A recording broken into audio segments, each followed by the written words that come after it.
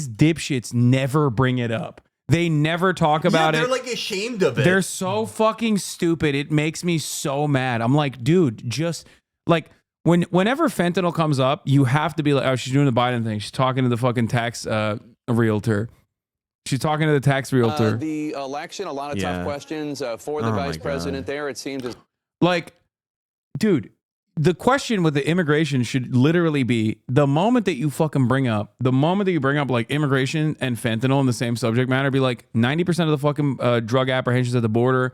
This is the Department of Homeland Security's own numbers, happen at regular ports of entry. 90% are trafficked by American citizens. This is not an issue that migrants are contributing to. It's actually a very nefarious way that the Republicans try to lie about this issue.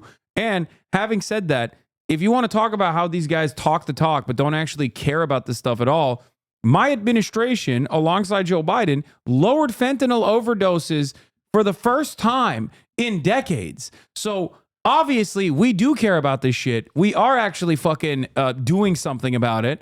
They're not. They're just chirping about it, and they're using a real problem that has destroyed the fucking heartland to further divide you from your neighbor, to make you hate your fucking neighbor and make you be suspicious of your neighbor and make you feel like he's the one who's responsible for your uncle overdosing. It's stupid as fuck.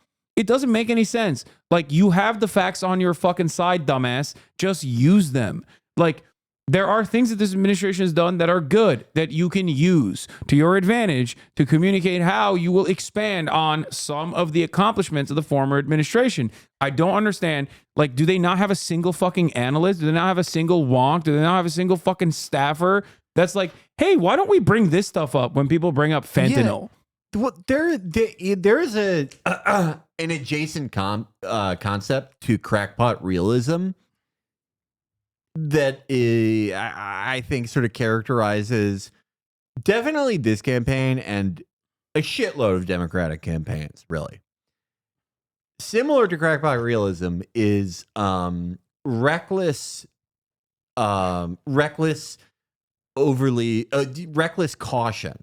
Like, being so overly cautious and so risk averse to taking any position at all, to even talk about things that the administration you're a part of has done and advertised itself doing, that you diminish your standing with voters by just appearing as nothing. You're so afraid of alienating everyone that you end up alienating them by just providing nothing, providing no actual like policy pushback, providing no actual like answer for any of these things, just in the name of pure cautiousness. You end up you end up with the same outcome as, like, you know, the most fantastical McGovern 1972 nightmare that every Democrat seems to have. Yeah, I like, this is yet another, this is the third time now, Trump referendum election. I'm losing my fucking mind, dude. And like, and the scary part of this, if you are a Democrat, if you are a die-hard liberal, is that Americans are stupid and they don't remember how shitty it was when Trump was president. Some Americans literally look back at that and even remember it fondly. Okay. So for that reason, it might resemble a 2016 style Trump election that favored Donald Trump greatly for that reason. This kind of like, I'm going to be bipartisan. I'm going to work with the Republican Party over and over again, to a fucking group of undecided voters in Pennsylvania. It's so funny. Dog, they're undecided. Okay? If they're really actually undecided, you have to tell them how you differentiate from the other side, not how much you're going to run towards the other side. This is something that I will never understand. Republicans never do this. They never, ever, ever bring up bipartisan compromise. I never hear Republicans bring up bipartisan compromise. They keep saying over and over again, like, Democrats are pedophiles. They're freaks. They're monsters. They want to kill you. They want to kill your children. Like, they want to trans all your children. Okay? And meanwhile, she's like, Donald Trump is a fascist and I'm going to compromise with this party. Donald Trump is a fascist and I'm going to have people who are in his administration endorse me, and I'm going to talk about how sick that is. Like, it doesn't, I don't get it. Like, I don't know who, like how much of the needle is moving here with this kind of, with these kinds of fucking sentiments. We can only look at the polls, and it seems like this kind of messaging is not fucking working. And that's precisely the reason why the polls have been slammed shut for the past couple of months, despite the fact that Kamala Harris has used multiple millions of dollars in key states from her ginormous fucking war coffer to literally take these shitty ass communicated lines and pump them into the fucking televised marketplaces over and over again. That to me says people hear it on TV and they go, I don't really like this. Yeah, people. That's it. This message is reaching people. It's just resounding with a thud. It is. I'm not sure the exact type of person they have tailored this message to. I think it's like a catch-all for, like, you know, Obama to Trump to Biden voters and like Mitt Romney Republicans and people like that. But for actual like swing voters, no matter how like stupid or misinformed or whatever their concepts of American politics are, this doesn't move anyone. This doesn't move fucking anybody. Michael from Pennsylvania brought up a funny point. It's so funny that this is in Delaware County, Pennsylvania, because that's one of the 2 counties in PA that banned fracking. They literally banned fracking there. Yeah. And she's like, we're gonna drill baby drill. Oh, okay. well, we need a refresher. Oh, here. Like this is gonna cheer us up. This guy's awesome.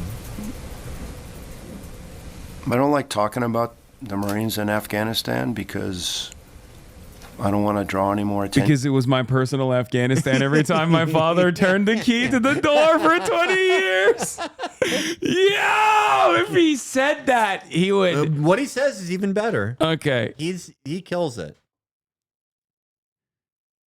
It's funny because Republicans now would look at this guy and be like, he's gay. Yeah, this guy's a gay Muslim. What the fuck? No wonder we're losing. I don't want to draw any more attention to them because you and I know they've been reasonably they're shy.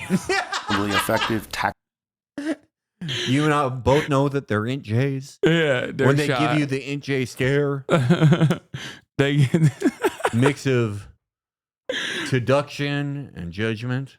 They've been reasonably effective tactically, but that's a small part of it. I mean, at the end of the day, back to the long war discussion, there's going to have to be a political settlement, and all the efforts to reconcile with the Taliban. Wait, I'm sorry. I have to respond to this. God, I wish I was rich and white. Then I don't have to worry about who wins either way. Yeah, but when you're poor and also a underserved minority, no matter who wins, it still fucks you over regardless. Like, what do you mean? What do you mean? Yeah, okay. Like if like, sure, let's say I'm an asshole for not caring enough about the consequences of Trump's presidency. What does that make Kamala's campaign for running such a dog shit campaign? Yeah. What does it make the people who have received hundreds of millions of dollars in funding to blow all their momentum and their lead and deliver such a fucking horrifically bad campaign? It's also funny because, like, on average, it's like the wealthier you are, the more likely you're gonna vote. So it's really funny when like the overwhelming, the plurality of voters, when you look at that are non-voters, are not exactly fucking cooking, okay? They're not exactly like so wealthy that they're just Yeah. going to sit this one out. It's like, no, it's the wealthy that actually go out and vote. I'm like one of the only people driving up the average for non-voters. Like, and no one thanks me for it. So it's just like, it doesn't, you're responding to not necessarily reality, but like what MSNBC has told you is supposed to be the reality. It's like a false presentation of reality. And the real reason why most of those people that don't fucking vote is because they feel they recognize the truth in some ways. Obviously, the Electoral College is one reason.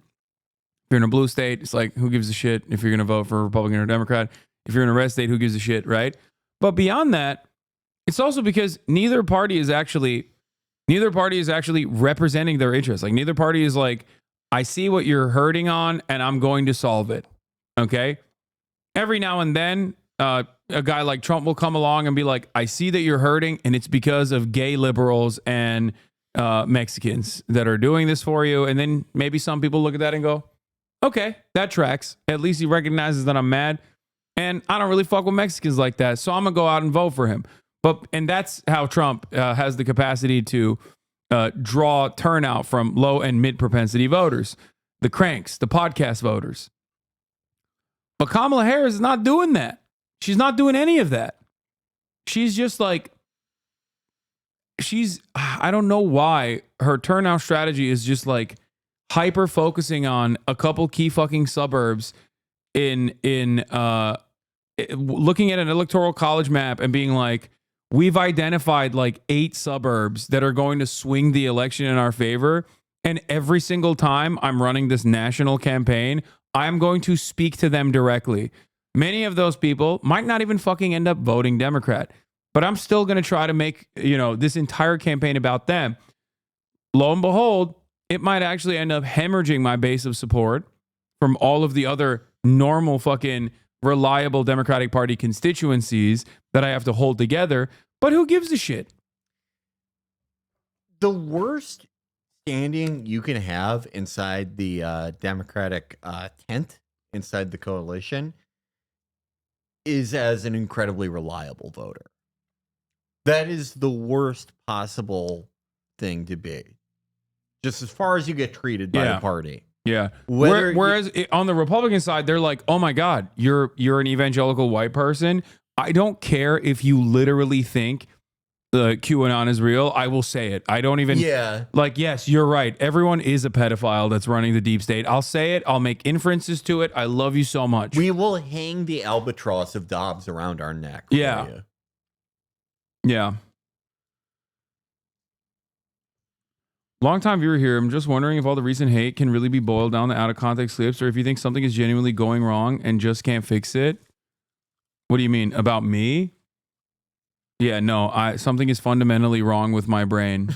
That I am an Islamist fundamentalist and people have finally caught on to it. But I also like, I'm secretly an anti-Semite, but I like to run on expert difficulty. That's why for years and years I've been doxxed and swatted by fucking Nazis because of my railing against anti-Semitism. But like deep down inside, I wanted to give the tools to people so that they wouldn't be anti-Semitic, so that it could be harder for me to be anti-Semitic down the line. I'm a real freak like that. Yeah. For years and years, I have been designing this so I could make a community that will consistently call me out eventually in the future. That's what it is. Thank you.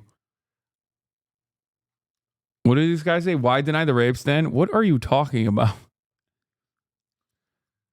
Referring to the smear campaign as an arc is such a tell. Yeah, I know. Longtime viewer. Do you think that you're just like fundamentally at odds? Or do you think these out of context clips are actually real and that you're a giant piece of shit? Arc is such a that is the worst phrase I've heard from someone who isn't Kamala today. Yeah. Arc? You like a character arc? Jesus Christ. Republicans create an outgroup and are cultish around their in-group, but Democrats use Republicans as the outgroup. Neither resolves the contradictions of capitalism, but only serve as a scapegoat for capital owners. This is true, but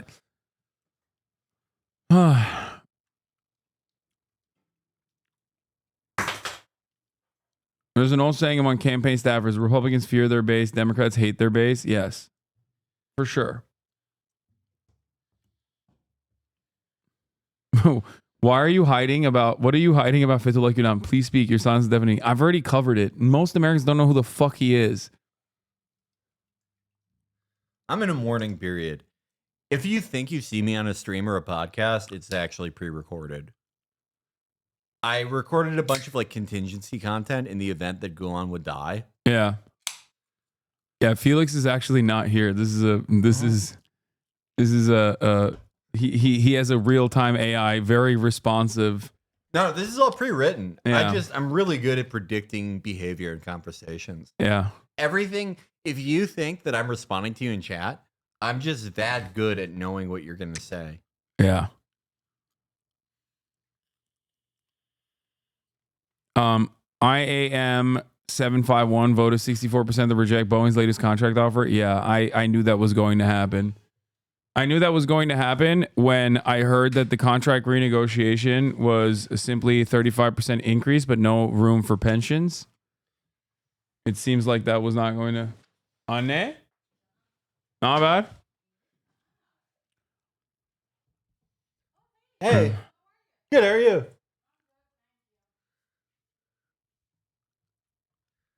Felix doing classic astral projection. Yeah. Yeah, no. I learned how to do it at a young age. We didn't even watch we have fucking clip. I'm sorry. I keep... No. Discussion. The money shot is like, I think... There's going to have to be a political settlement. And all the efforts to reconcile with the Taliban through the Afghan government, I think we all fully support, because at the end of the day, you know, they're fighting us. They have their agenda. We're there to support the Afghan government. And they're going to have to be convinced or decide on their own that there's a better way to do this. I mean, they've been fighting, what, 40 years? And so we're hopeful that, you know, we can support the Afghan military and the governor in Helmand and the local police and the national police, and that we can create a secure environment so that the Afghan... We found the best pedophiles in Afghanistan and we're making them run security. Okay? We've given them all the child boys that they could ever desire.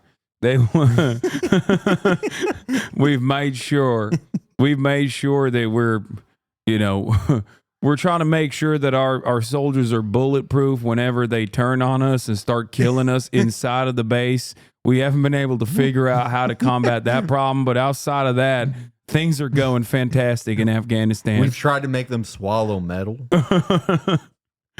Afghans can have an election, and that possibly there'll be a significant enough program so that those Taliban who think there might be a better way to live their lives and continue to have their young men get killed, being led by people that aren't even there in the fight, that live in other countries, and that are convincing them that this is the right thing to do when really all they're doing is making money on drugs. Wait. I mean... That's kind of fucked up. Wait. He's saying that the Taliban are making money selling drugs? Isn't that what we did in Afghanistan? Yeah. Hamid Karzai's brother was the biggest trafficker in Afghanistan. Dude, this is some like Israel level projection. I forgot how crazy like all of our Afghanistan shit was literally until the moment we left. Yeah. That's crazy. He's like, yeah, they're selling opiates. It's really fucked up. Suspiciously, none of that's coming into the United States of America and only to the European markets. Yeah, I don't know how that happened. Listen, the CIA needs to fund itself, and by God, we're going to do whatever we can to make sure that it is funded. We talk about, you know, the terrorists call themselves, you know, they're the freedom fighters, they're the mujahideen. They're not. They're criminals. I think the Arabic word is takfiri, They're apostates. They hide behind Islam. They sell drugs. They kill innocent people. He's like, we're the ones who really That's not do what Islam Islam. The Afghan army and the American, we're the mujahideen. We're the mujahideen. He's woke. He's woke and gay. Yeah, this is a woke military. This is the turn. This is the turn. This is when it happened. America's military became woke and Muslim and gay. We're the real mujahideen. Yeah, They're we're- takfiri. That's the message. And maybe they'll get tired of this and they'll decide that there's a better way. Yeah, they That did happened. They didn't. Yeah, it was a massive success, sir. Thank you. when the fuck was this originally? This was 2018. No. This is 2018 is when they uploaded it. I doubt that it was from 2018. I think it was I remember it. Oh, it's like recent? Yeah, I think so. Okay, that makes it even worse. He's saying that they're selling drugs and shit. So this is like after the fucking reports that came out and were made public that like the Afghan training program was just like the highest rate of friendly fire incidents ever seen before Israel put numbers on the board in terms of like all the people that they were training would just like come back with a grenade and be like and drop it. Yeah. I'm rooting for the Haredi conscripts to like beat those numbers. And I think they have it in them. They have it in them for sure. I love it when like some Marine officers from like Tennessee is like, I've read the Quran. It's beautiful. Yeah. There's a lot of truth in the Quran. You are Dude. not true adherents of the Quran. And if you and I were to be transported to the moon, where Allah lives in his lunar palace, only one of us would be able to meet the prophet. And it wouldn't be you, buddy. It would be this here Marine. Yeah, I don't know. There's like it's very Homeland. Yeah.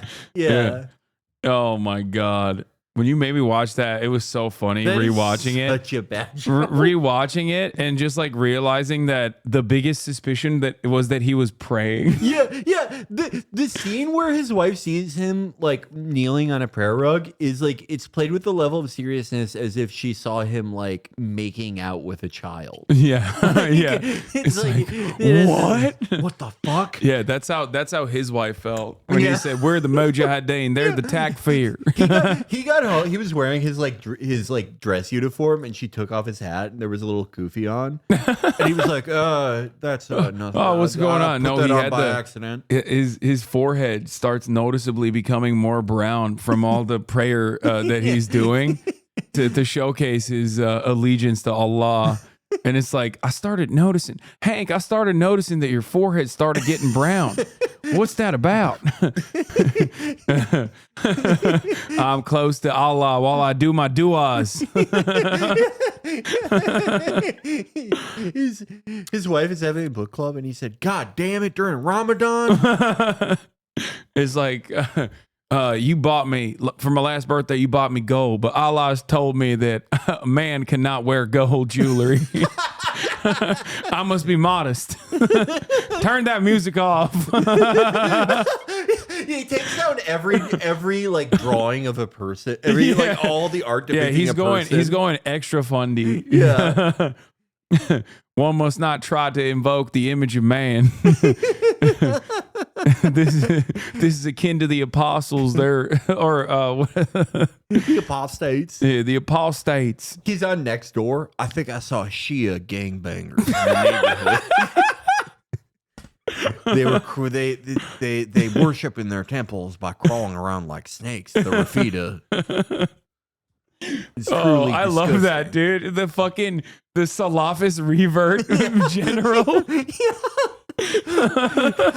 I want to see what this guy's up to now because he's probably like halfway there. Yeah, no, he is. He's These are the guys that just like come out and will like randomly be like, I think it's unconscionable what Israel's doing. Yeah. I've secretly been a Muslim for 37 years. Oh, that's good. Okay, what did Tucker Carlson say? Apparently he's going actually nutty mode. If you allow your 2-year-old to smear the contents of his diapers on the wall of your living room, and you do nothing about it, if you allow your 14-year-old to light a joint at the breakfast table, if you allow your hormone-addled 15-year-old daughter to slam the door of her bedroom and give you the finger, you're gonna get more of it. And those kids are gonna wind up in rehab. It's not good for you, and it's not good for them. No. There has to be a point at which dad comes home. Dude, what the fuck? What are you talking about? Wait, what? Oh Has he also lost the sauce? Have Republicans just gone too crazy? I don't know. Going to Twitter did kind of fuck his career up. Yeah, but I've also never seen anyone talk about him. Yeah. Remember he was well, I mean, he does have an insanely successful podcast. I think he's top 3 or something, which is crazy. But no, that makes sense. But I feel like this kind of rhetoric, I feel like Tucker Carlson 5 years ago would not be saying shit like this. I don't know. It's Trump is daddy and daddy's coming home. Well, it's weird because I mean, he thinks Trump is stupid. He thinks Trump is a bad leader for national conservatism. Yeah. But it's he can't do that now. So yeah. He has more disdain for the fucking Trumpist right, in my opinion, than even Donald Trump has. Yeah. He's just you guys are unwashed monsters. You will never let me do WASP nationalism. I just, he would fit so much better into the dandy boy style conservatism of a fucking Buckley. Well, he was that. Yeah. He was that. Yeah. He wants to go back to country club Republican CIA shit. But he's stuck doing more and more populist sentiment. Yeah. I mean, yeah, he saw which way the wind was blowing. Yeah. And, I don't know. I think it's also resentment fueled in part. Let's hear what else he has to say. Yeah, that's right. Dad comes home. And he's pissed. Dad is pissed. He's not vengeful. He loves his children. Oh my Disobedient as they may be, he loves them. God. Because they're his children. They live in his house. But he's very disappointed in their behavior. And he's going to have to let them know. This is the only way we can have American fascism. Just super fucking weird on top of everything else. Yeah. The Gestapo and American fascism will be match slap types who will try to jerk you off in the police car. This is so what the fuck? What do you mean? Daddy's home. Daddy's gonna give a spanking. Donald Trump did not raise any of his kids. Yeah, that's true. It is such a bad metaphor to put him in. He's gonna have to get to your room right now and think about what you did. And when Dad gets home, you know what he says? You've been a bad girl. You've been a bad little girl, and you're getting a vigorous spanking right now. And no, it's not gonna hurt me more than it hurts you. No, it's not. I'm not gonna lie. This is gonna hurt you a lot more than it hurts me. And you earned this. You're getting a vigorous spanking because you've been a bad girl. Oh my God. And it has to be this way. It has to be this way because it's true. And you're only gonna get better when you take. Does he want to fuck his daughter? That's what I'm getting here. What the fuck? Is he fantasizing about spanking Ivanka or something? There's never been more pre-cum in a pair of Dockers. What? He's the rock fuck? hard. What is going on? He thinks this is funny. He thinks it's edgy. No, it just sounds weird. Yeah, it sounds like it sounds gross and creepy. Or he wants to be the girl and get fucked by his dad, Donald Trump. I don't know. It's fucking weird. It went from the analogy I understand at first. It's Democrats have been fucked up. They deserve a punishment, and Trump is going to dish it out. And he's using this as a vehicle to deliver this message, right? He's using this analogy as the vehicle. But then it got weirdly sexual midway through, where he's like, "Daddy's gonna like it." Yeah, when he started out, it was like, you know, your toddler like throws his diaper at the wall, or like your daughter slams the door, or your son smokes a joint, and then they all just become like a 14-year-old girl who's getting her ass spanked. Yeah. What happened? There were 3 kids. Now there's 1.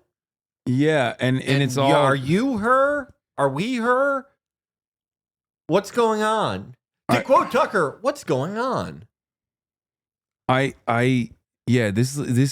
reads like a Nick Mullen bit. Like he's just yeah. like if he was like talking about Tucker Carlson's weird sexual pedophilic fantasies. Dad's coming home and he sees that you've been trying on mom's dresses and wearing her makeup. What's going to happen when he takes you to the movies in that dress and in those high heels and treats you like mom? Are you going to like it? Will I like it? Why am I jacking off to this? What's going on? What's going And you're on? I only never gonna look at get this better type of when porn you take usually. responsibility for what you did. That's not said in the spirit of hate.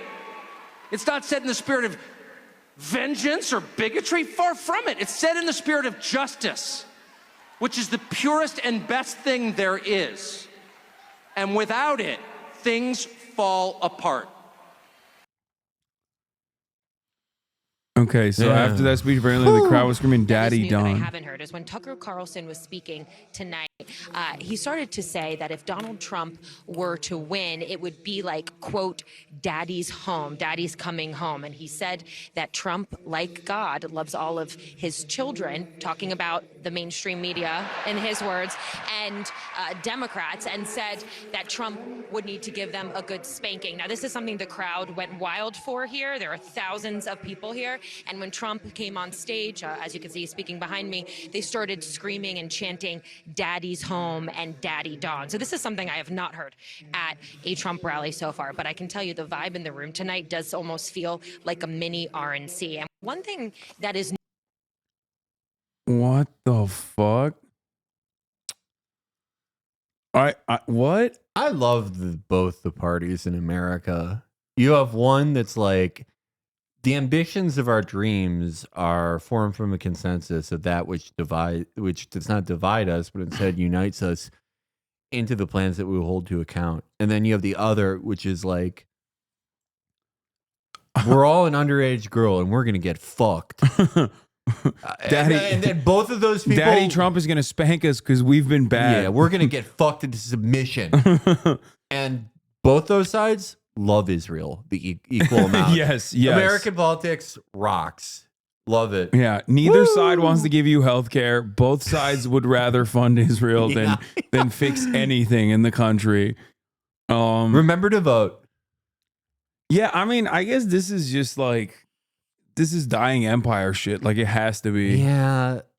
It just sucks, though, because it's like, the best case was that we were going to get like someone who understood that, and we were going to have like a negotiated withdrawal from the world, done in the most responsible way. And, Yeah, like England. Yeah. You know, fucking pay the piper and like try to concede to whoever's going to be the new fucking global empire. Or just like, you know, all these countries, they saw their their fundamental like social welfare nets and their signature policies and the state institutions, those were built after their empires. And of course, like, obviously they were built in part with plunder of the third world and of the periphery, but you know, there still would be a transforming of this country and a negotiated withdrawal from every corner of the earth would have been preferable to what we have now, which is just, we're kicking and screaming and throwing our shit everywhere as we're being dragged from the room and trying to bring as many people down with us as possible. Yeah.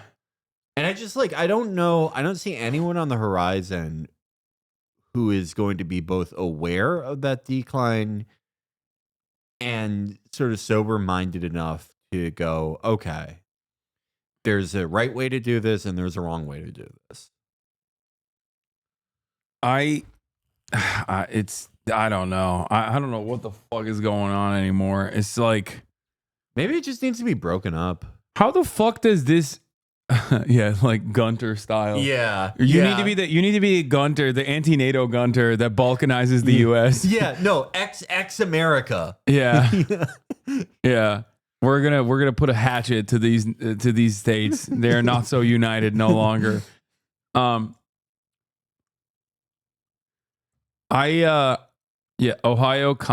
cognate now. I don't know. I don't fucking understand like how this actually was a banger in that room. Like it's so weird. Because what's the play? It's unbridled, like it's like sexual pathology. Well, yeah, but like also this is something we talk about in the Con Inc. series that we did that's coming out December 1st. That like a lot of movement conservative, like family values politics, as specifically put forth by like James Dobson, the most foundational figures in like modern social conservative movement conservatism, through which all of these guys spring out from, right? All of them have the core belief is that like children are property that are meant to be sold to the highest bidder. All these like homeschooling organizations and these like crazy cult-like groups that were affiliated with James Dobson and Paul Weyrich, who is another foundational figure. Yeah, in this movement. moral majority. Yeah, all the things they were against, like mandatory reporting, regulations of homeschooling and stuff. They're all the things you would do if you were trying to create like a Ford assembly line of like molestation in every home. I think it is like it cannot be. You can't understand some parts of American conservatism without it. They're posting Trump highlights. Still doing the Vietnam thing. They're posting Trump highlights again. They suck so fucking much.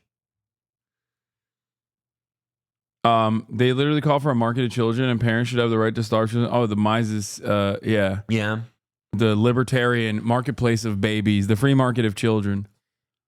Yeah, like the family as a site of sexual domination is like a fundamental part of like a certain brand of the movement.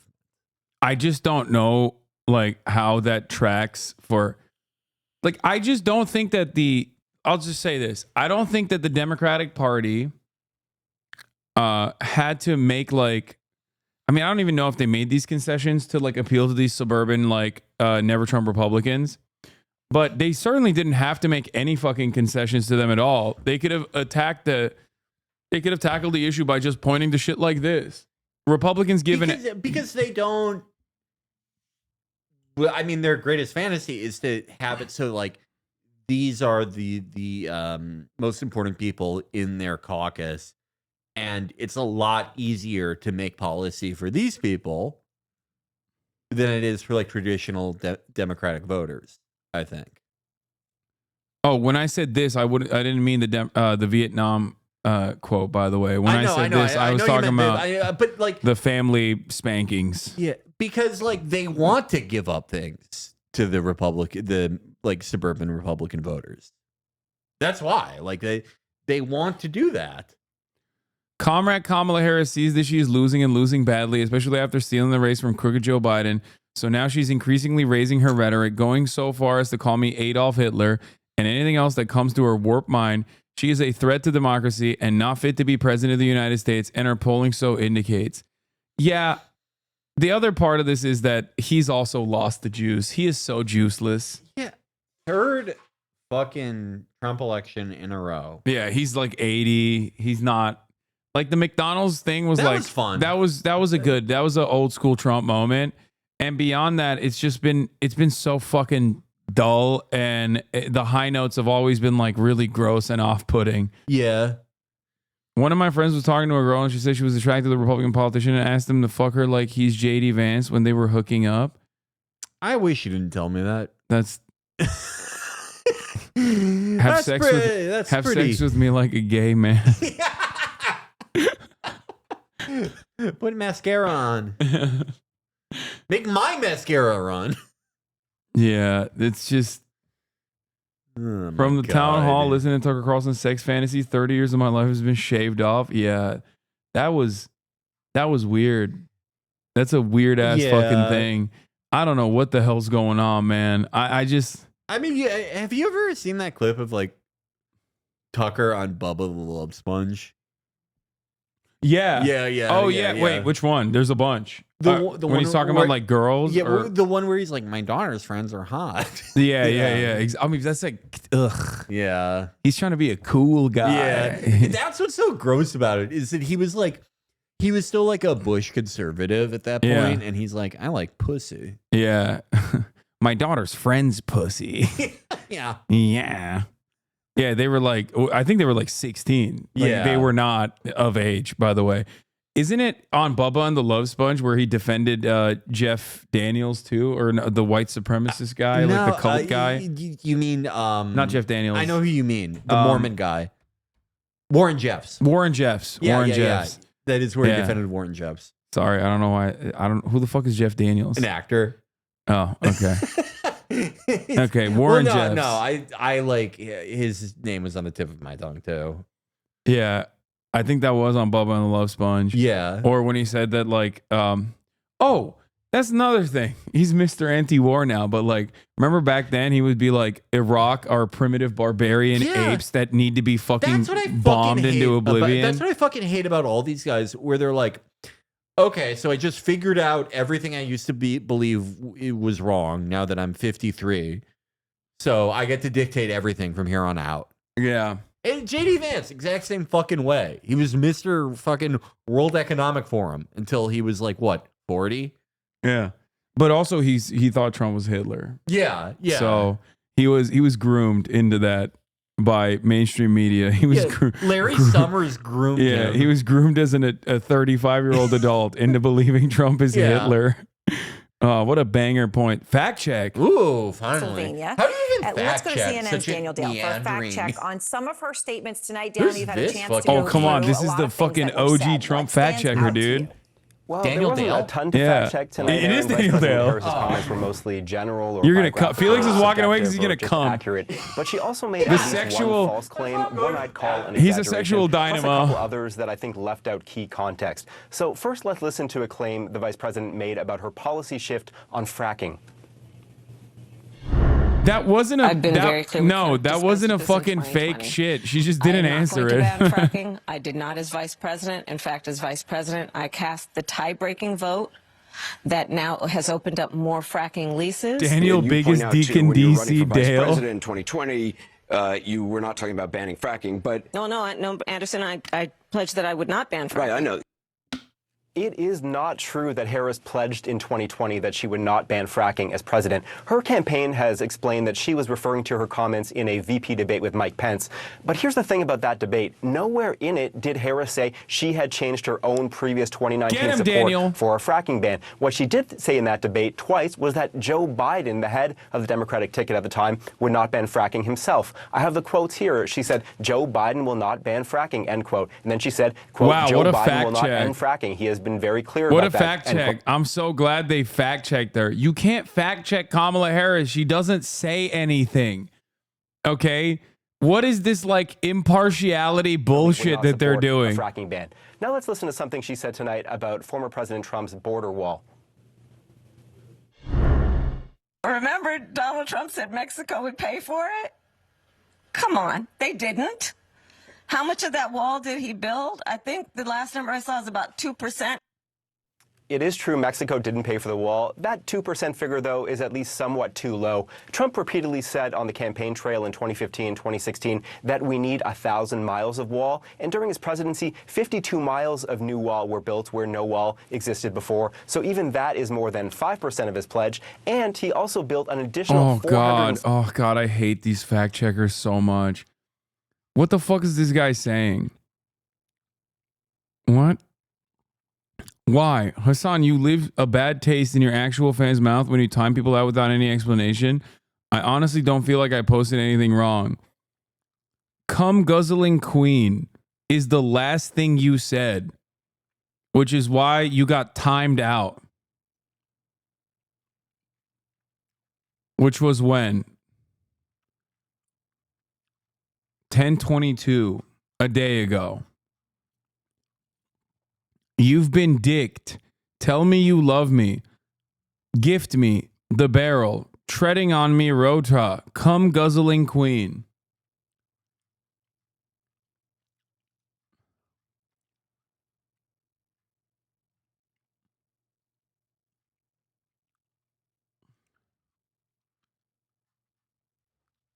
Are you okay, man? Like, I think you got timed out for a good reason. Like, what the fuck? Stop being weird. For the rich. All right. Well, Daniel, thank you so much for going through that and all those, to go through the specifics that there were to make sure everyone understands the facts. Thank you. And we are about to hear from some of those voters who were in the room tonight. Did Vice President sway them one Daniel way? Dale's fact checking was literally, she said Trump paid 2% of the border wall, but it was actually 5%. That's not even a joke. That's what he said. Daniel Dale, you are washed. Yeah, Daniel Dale used to get 30 unread DMs from Margot Robbie every day at his height in 2018.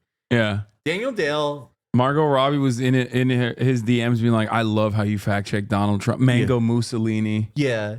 She was doing the thing where it's like, hey, do you see these? Do you see these? Yeah. And then she would get embarrassed and be like, hey, this is Margot's friend. She's actually in the hospital right now. And then the next day, hey. Yeah. But now he can't, he doesn't rate. Yeah. It's sad. It's He's sad to leave the lost Trump sauce. years. The Trump years were so fun for me. Daniel Dale. Has Felix had a chance to laugh at the Hamas detransitioner yet? I know about Hagana Gatsby. Yeah. Hagana Gatsby. Jesus Christ. Okay. It's like, how was no one infuriated by the fact check? He said that has nothing to do with what was actually being said at the moment. Dude, what are you talking about? You said cum guzzling queen and you got timed out for 1 day. Shut the fuck up. Like, there was a valid reason for you to be timed out. What the fuck? I can't believe that chatter is still like, no, dude, I'm going to defend my right to be able to write cum guzzling queen at the Hasanabi broadcast. There was an injustice that took place here. Silence in the face of injustice is standing with the oppressor. You are the oppressor, sir. Jesus Christ. Damn. Did I even watch a single? Oh, I didn't even get through any of this shit, but Ben Shapiro, Kamala reaching out to the Jewish voters debate Trump or Kamala swing state. What the fuck is this? Oh, is that the ad I was talking about? Or no, it looks too long. No, it's an hour long. Yeah. Anyway, all right, I'm done for today. We've done 9 hours, chat.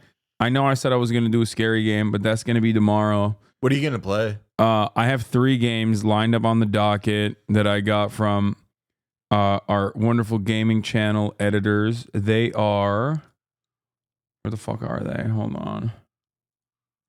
Why is everything uncategorized on my Steam? Wait, what the fuck? Why won't it show like downloaded versus not downloaded? I downloaded 3 games. I'll tell you what they are. Hold on. They're short. But the games are... I don't know why it's not showing like on my Steam list. That's weird. Where is it? Where is it? Where is it? Where is it? Do, do, do, do, do. Okay.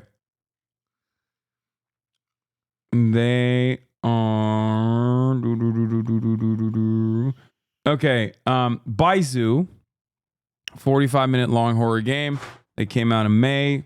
You play from the perspective of a cop responding to an eerie call. Exit 8. That's another 40-minute scary game. Japan's most popular horror game. Connor Dog Veterans Affair played it. Don't Scream. If you scream, you restart. It's an Unreal Engine 5 short. It's 18 minutes horror experience. And there's a whole bunch of other options, but That's I downloaded cool. 3 like scary games. I like the idea of like games of that length. I think that's cool. Why the fuck don't you care? What about what? What is happening, man? What's happening in my chat? It's all the crazies are in now. It's about that time. But yeah, that's all I got for today, chat. Thank you, Felix. Felix, My pleasure. What do you is there anything you want to plug? Anything you want to promote? One thing is we have our show in Los Angeles Monday, November 4th, right before the election, at the Jack Aratani Theater with episode 1. This will be the only way to see Joe Biden 3. The only way. Damn. The only way. Beyond that, Matt's excellent book about the Spanish Civil War, and December 1st, my debuting series about Conservative Inc. If you thought this talk about Paul Weyrich and James Dobson was interesting, I've already recorded 5, but there will be 6, probably like at least 90-minute episodes, I'm guessing. One of them may be like 2 hours, but very well researched episodes. Credit to my friend Spencer and Edinger Mentum, who they did such amazing work on this. I really credit them with all the research and content. I really just like directed things and edited for jokes, but I'm really happy with how it's come together, and I think everyone's gonna like it. And there will be an epilogue episode with both of my researchers, Spencer and Edinger Mentum, after the series is done, after the first 6 episodes come out. But yeah, look forward to that. All right. At patreon.com/Chapo Trap House. Hell yeah. And I'll see you guys tomorrow, all right? Love you all. Bye-bye. Peace.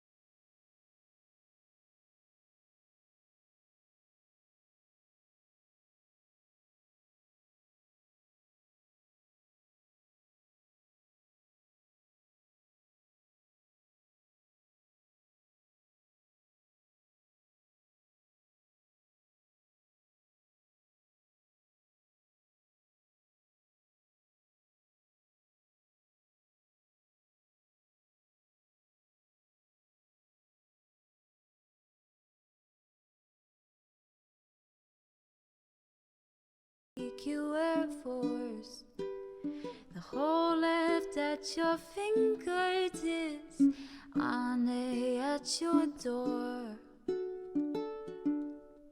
The H3 crowded debate, the Young Turks online show.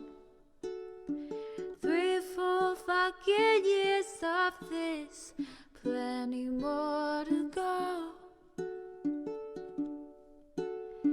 90-day fiance talks of champagne bourgeoisie. A Trump rally live reaction, a mass riot at DC. There he is again, Hasan is streaming. Hasan is streaming. There he is again, Hasan is streaming. Hasan is streaming. Reading live stream fair comments, Austin show chat advice, and all the ways the right-wing pipeline can suck you in online. JCS react, Lord frame gets broken, cover blown. A full-blown mass pandemic, monster streaming at your home. Total radicalization coming out to find. The system you were taught to trust in was broken the whole time. All these daily streams, whether big or whether small, have helped me and so many find the meaning through it all. There he is again, Hasan is streaming. Hasan is streaming.